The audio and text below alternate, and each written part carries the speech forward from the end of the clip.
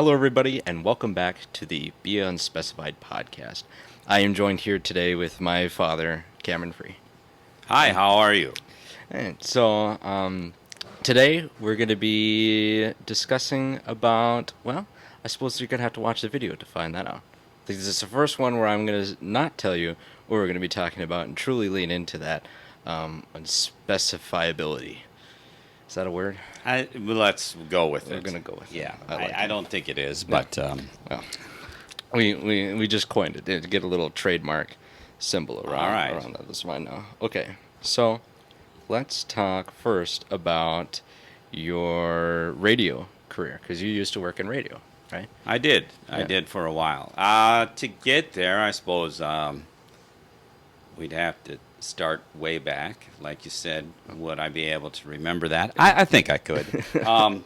Actually, I went to school or college for television. I wanted to be in broadcast and do broadcast news. You did. You went to school for how long did you go to school? Well, that's terrible to say. I took a 4-year program and extended it to 6. So I was able to get that 4-year program done in almost 6 years, 5.5.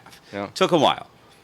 But I went to NDSU, and I wanted to be in ag broadcasting. So I wanted to do like the noontime report of the weather and the crops and stuff like that. And I was on my way. I'm taking classes and stuff. And in one of my classes, in one of my radio classes, I excelled.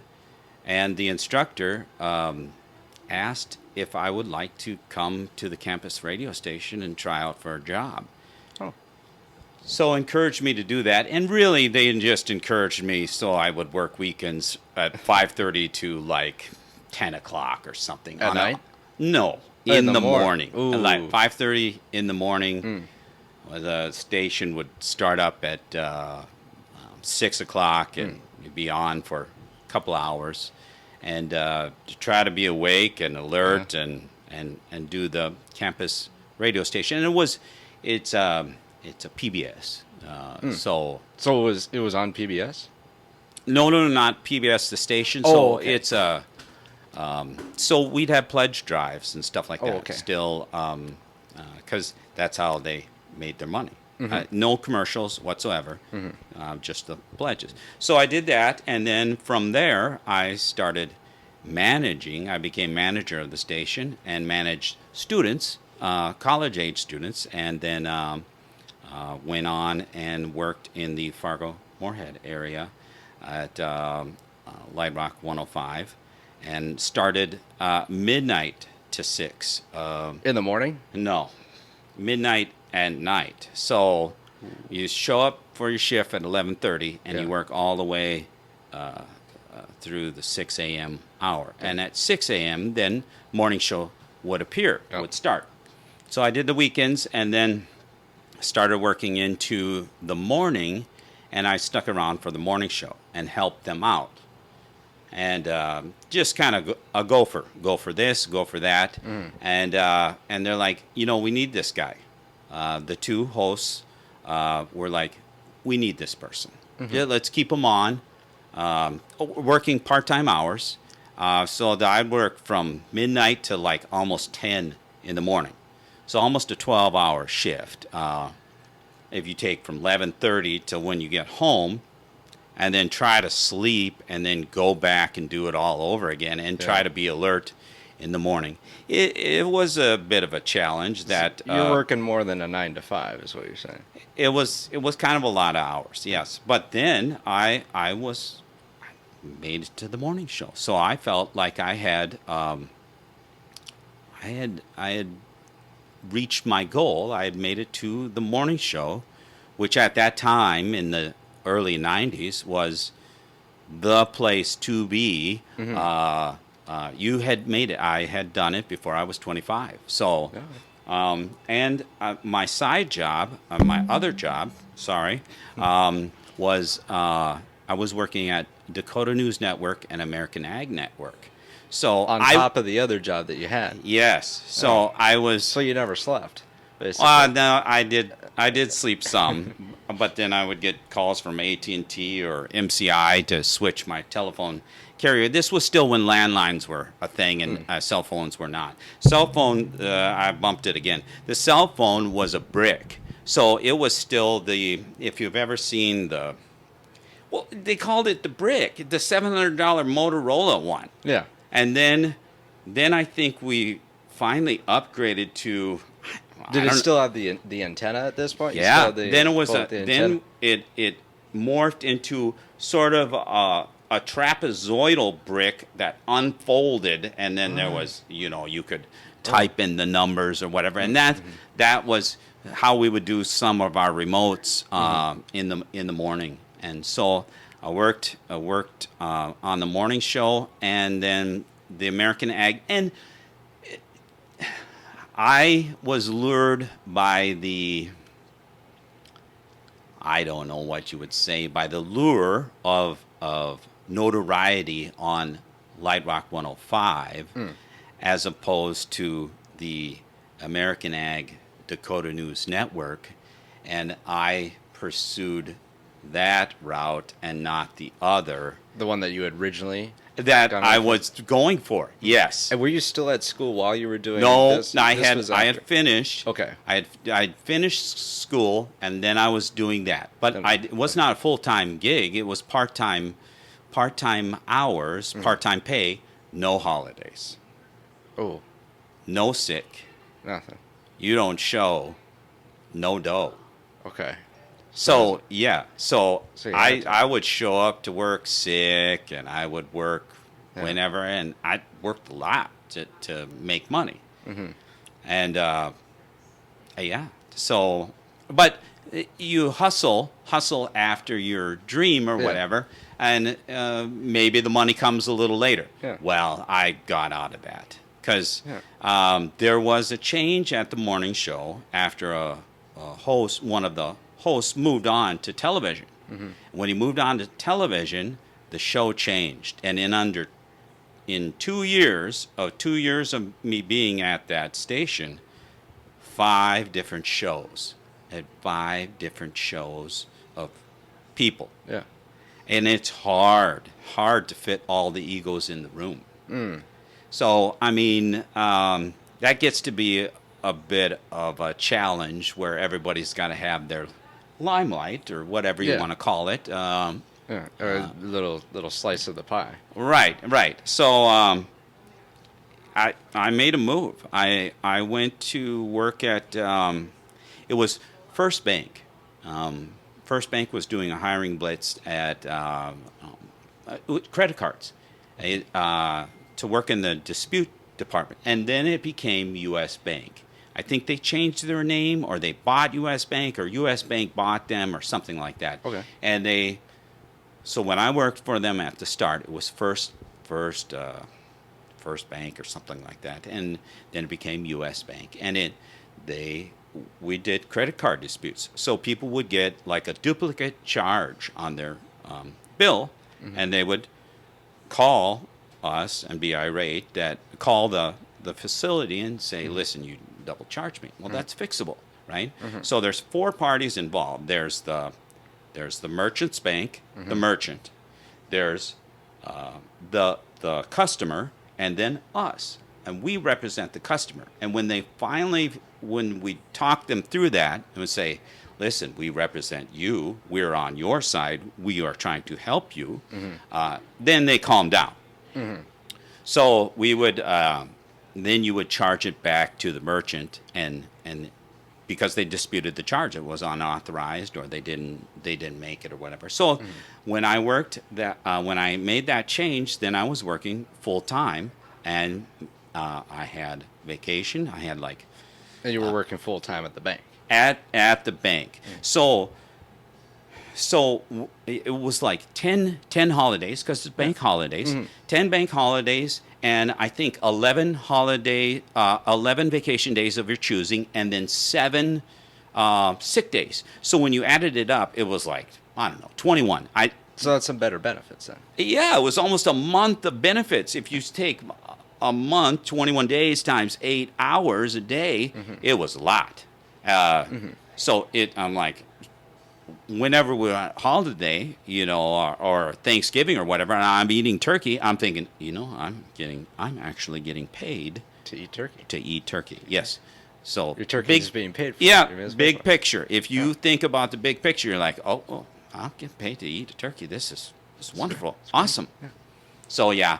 So that was my complete 180 from radio. Yeah, and then what made you go into the bank? Why did you choose after you'd done what you wanted to do? I mean, you made it in a sense, getting on to the morning show. What made you say, okay, obviously I got to get out of here. I'm just going to go to the bank. It was a money issue. So I was making part-time dollar, and working lots of hours, and there were no vacations. So anytime there was work weekends, you couldn't take off on holidays or any of that. So it got to be tiresome, and yeah, and I'm like, okay, if I keep fighting them for money, I felt like I thought that maybe I would lose my humor. I would lose the... what made it special. Right. And so I just made that complete 180 change, and I went for the dollar. I went for the money. Did you didn't need any requirements at all to go into the bank? Did you have to go back to school? Well, they had a mass hiring blitz because it was a big facility. It is over by Shields, over in that area. Okay. And at the time there was hardly anything. We could look out the building and see jackrabbits. It was undeveloped. Shields wasn't there. Yeah. It was hayfield, and Shields was, I can't even remember where Shields was. Oh, it was over on like 13th Avenue. They had Shields that was Ace Hardware, and they had Shields. That little one level? Yeah, Shields. And then they had, and I think that one might still be there. And then they were in the malls. And they moved out of the West Acres Mall, and they moved into their giant Ferris wheel. The one that they have now. Right, and 45th Street, that grain elevator informational booth, we could see that from our apartment. Huh. There was nothing out there. And we're like, why would you put that on the interstate? No, there's nothing there. It's all filled in. Yeah. It's all... It's developed now. Yeah, 45th Street or whatever that street is that goes past Shields. Yeah. I think they said, they told Fargo that they were like, listen, we need a 6-lane road here. Otherwise, we're not putting in the facility. And they do need a 6-lane road, the 3 on each side, to handle the traffic down that road. And every time you go to Shields, I know people from here that go there. We go there. Yeah. It's busy. Yeah. It's a nice Shields. A very nice Shields. It's probably bigger than the one in St. Cloud. I think. Yeah, they're close, but maybe. I think it might be bigger. It might be bigger because of the Ferris wheel. Yeah, because they had to fit the Ferris wheel. Yeah, I don't have a.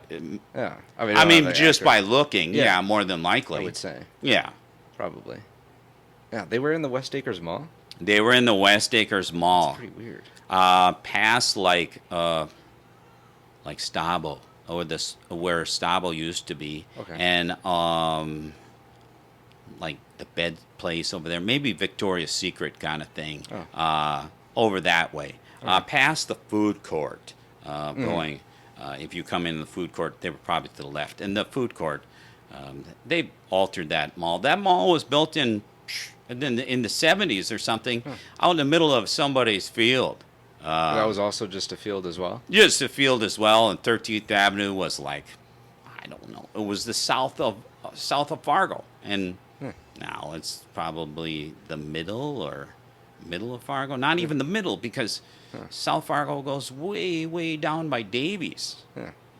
Yeah, it's a big part. It's still probably one of the biggest malls, at least in our area, that we have, because it probably rivals St. Cloud.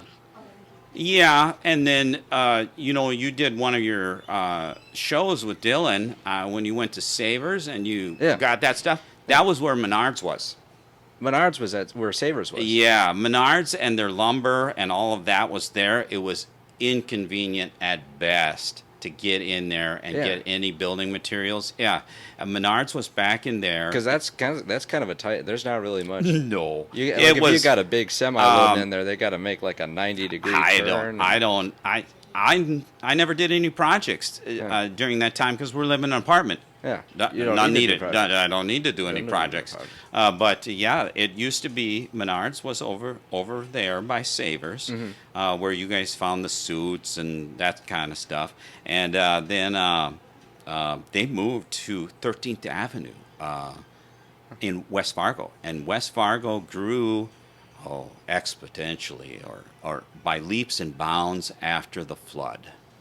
And I worked in radio during the flood. I worked... Which flood was that? That was in 96, 97. 97 would have been the flood. 96, we got, I don't know, like 100 inches of snow in December. And, everybody's going, go for the record. And, there were days... They still did the weather when they did the windshield. They measured the wind like 30 miles above 30 miles above the ground. And when they measured it 30 miles above the ground, the speed was higher. It was higher because the wind's right, higher. but you and I are not 30 miles tall. No, we don't experience that. Yeah. So I think they had 100 below. I think we had 100 below windshields, which I don't think we'll get that ever again. Because that's not how they recorded it. Right. So people would call our radio station. Other stations in the U.S., they would call us, and they're like, yeah, they pulled the snowplowers. Diesel gels up. The diesel in the trucks gels up at a certain temperature. We're not plowing the roads. They just don't even plow. They can't. It doesn't happen. It's a post-apocalyptic looking world. So they would have to call out, and I think they called out the National Guard, and they called out, they got some airport blowers to blow out the underpasses. The underpasses would get so full of snow, they couldn't ram it with a snowplow, right. And they'd have to come in there with a big truck to blow it back, it was a nightmare. And then, of course, all of that snow has to melt. Where does it melt and where does it go? It goes into the Red River, which flows north. And when it flows north, that's a problem because north doesn't thaw. Grand Forks got flooded out. So, first it starts in like Ada or south of you. So one town would flood, and then you're like, oh, well, maybe we won't. Yeah. Nope. Water's coming. And then it would come, and it just compounded, and Grand Forks got hammered. So where the Cabela's is now, and the Greenway, and all of that, or Lincoln Park, where Dallas ran when he was in junior high or whatever, that was a whole town. That was a whole neighborhood. It's been turned into a park. And the flag that sits there was a school, and it just got washed away. It just got washed away. There was a town gone there, and then then there wasn't. There was not. And then there wasn't. And Winnipeg was further north because it's Canada. They have a sort of a Winnipeg diversion. So West Fargo had a similar diversion that they had put in the 80s when there was drought, and when West Fargo didn't flood in that 96, 97, then everybody's like, let's go there. We're going to be fine. We're not going to get flooded. And so West Fargo, exploded. So Eagle Run and all the way down to Harwood and even Kindred. West Fargo goes and goes and goes. It's big. Doesn't it get flooded, though?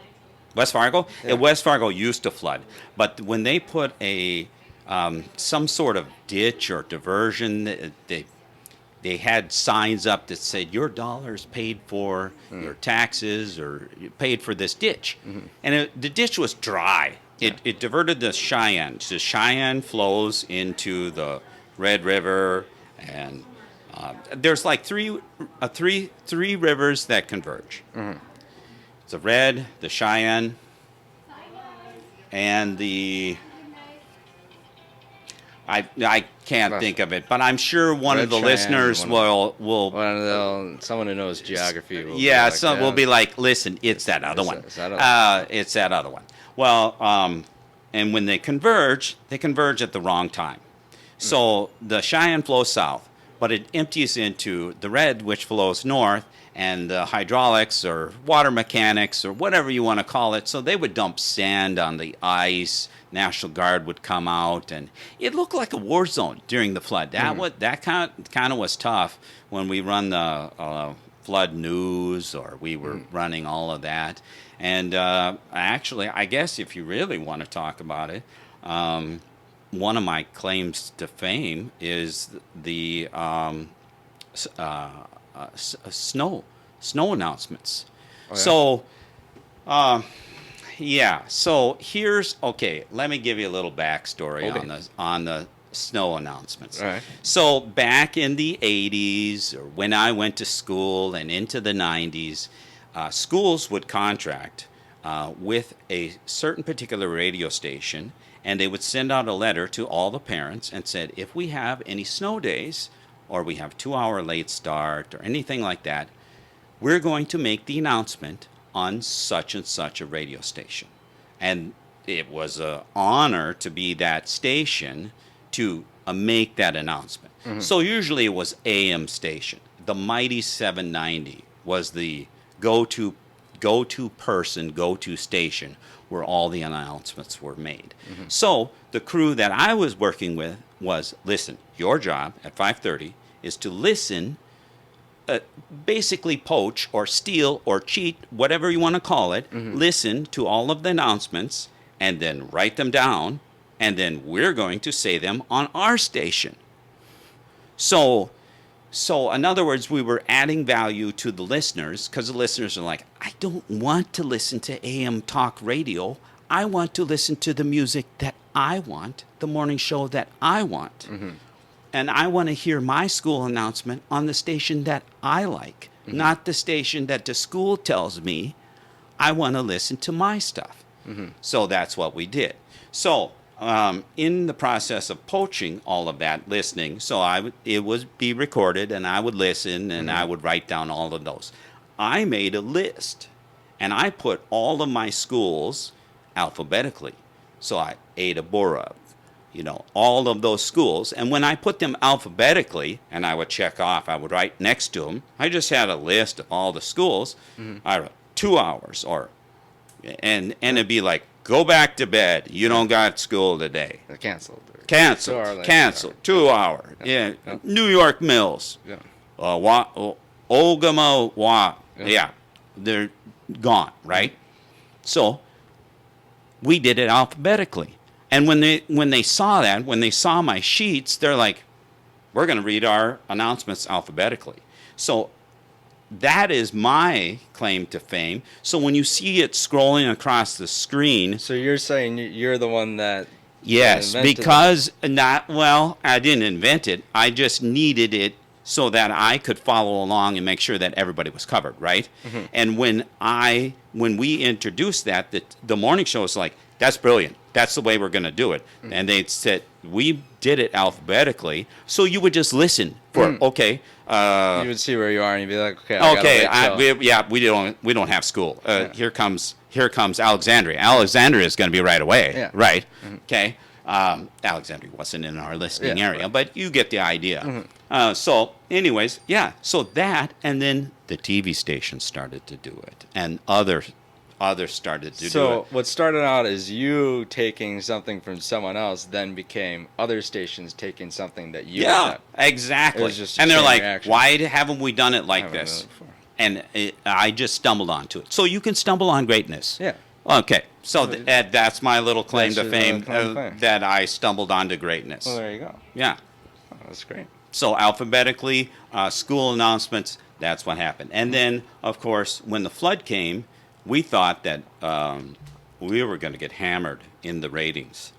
Oh, yeah. Because we're like, everybody's going to listen to all the stuff that's bad that's happening, right?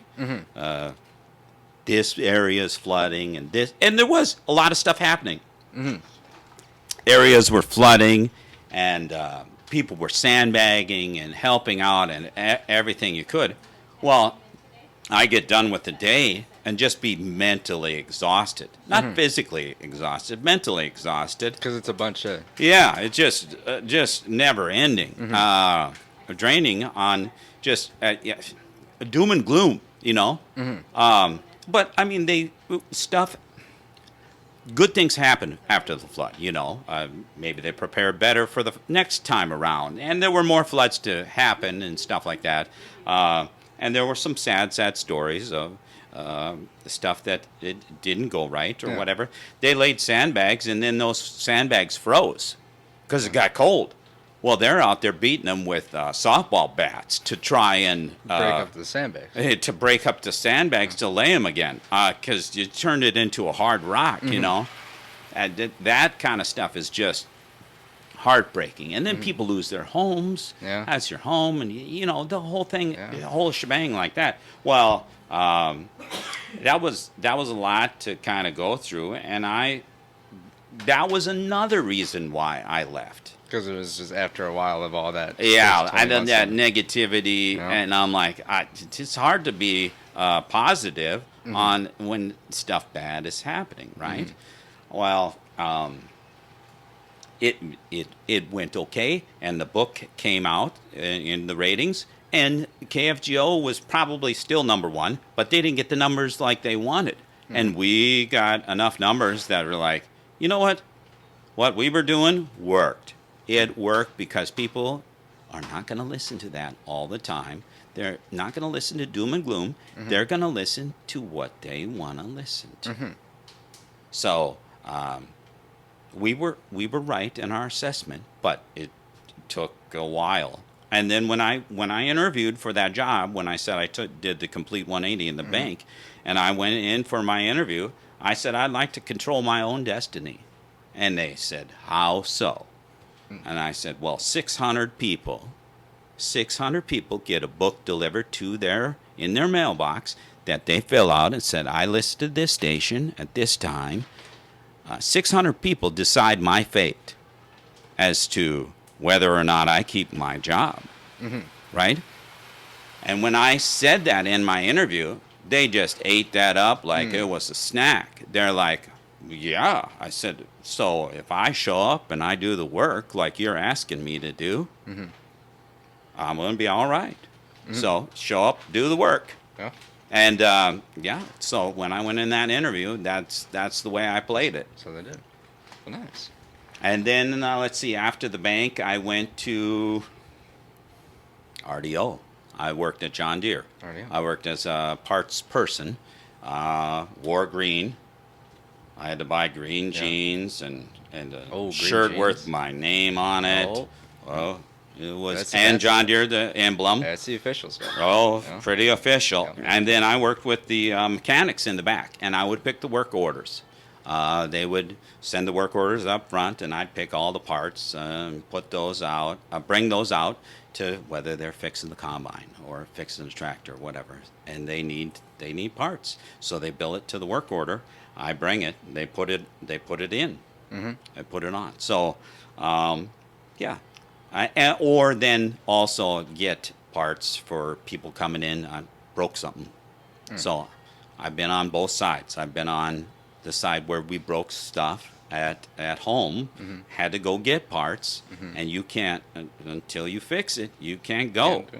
You can't go. But people would show up at my door. We lived a mile away from, and that got to be a little old.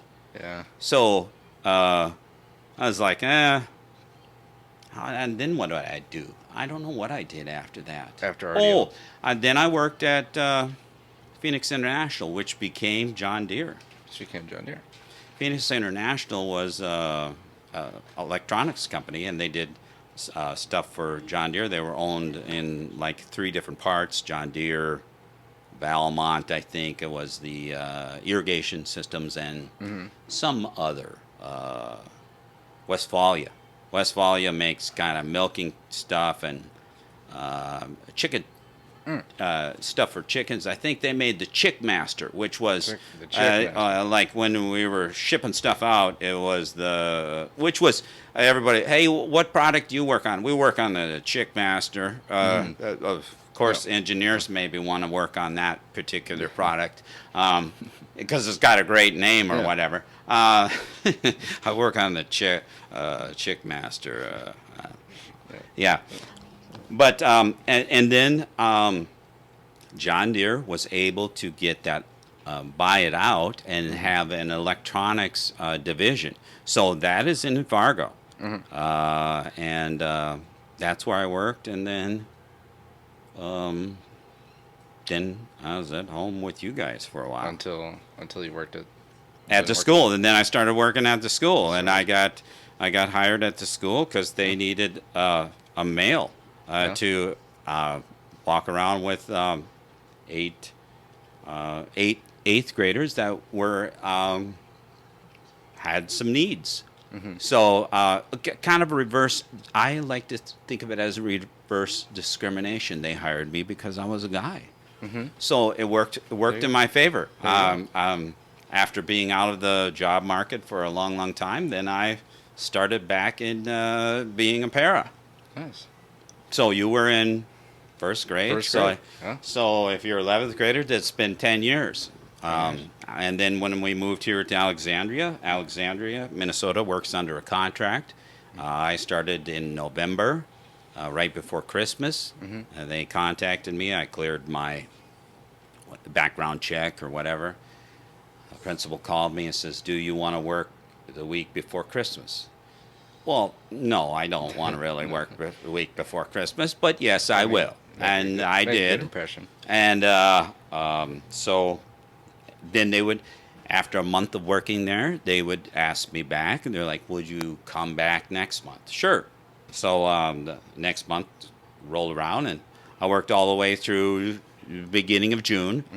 And then they said, "You'll have to come and re-interview for a position," and they had a mass hiring, and I re-interviewed for the position because I was part-time or whatever, and then they said, "We'd like to offer you a job in the District 206, and will you come back?"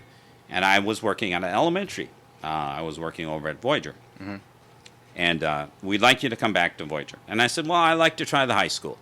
And so then There's the high school. There you go. Now I'm at the high school. I work in the high school. I bounce around from class to class, and they move me where I'm needed.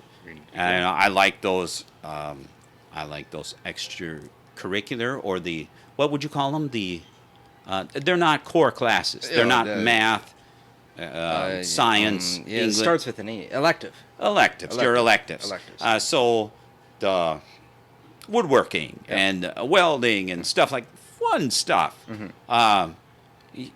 which is great for the student because they get to decide, do I like this or don't I? And then, whereas you might not like math or you might not like English or whatever, but you have to have them to graduate. So the electives I like to be in because you're figuring it out. So, yeah. Sorry, I should have another little drink. And thank you to Deja Bleu for. I have the. What do I have? The Blue. The Miles Free. I have the Miles Creation because I'm not a big coffee drinker, but this is delicious. There you go. That's a change of turn. Normally I'm the one flopping that, but yeah, thank you. Yeah, a little something there. Yes, kind of a trick to enhance your experience, if you like, is to kind of. I like to mix in the whipped cream a little bit. Some people say no, but that's okay. It's really. Yeah, I suppose it's all personal preference. Yes, it is. Because you asked me, and I'm like, nope, I just like the blue. Just like the blue. I like the blue water. Yeah, it works like that. Well, thank you. Thanks for being on. Thank you for asking. Yeah, of course. Of course. Great to finally have you on here. I think a lot of the viewers will appreciate that. A lot of them have been asking for a long time. They're like, when you gonna get Cam on? When you get Cam on? So now I finally got him on. Now I can finally say, you go to the channel, you'll find the video. So Thank you. And thanks for everybody for listening to the Be Unspecified Podcast. If you're watching on YouTube, please like and subscribe, and also check it out on Spotify as well, where you can listen in like on a car ride, or even when you're just working out or something, just kind of listen to wherever you'd like. And thanks for listening to the Be Unspecified Podcast. Have a great day, everybody.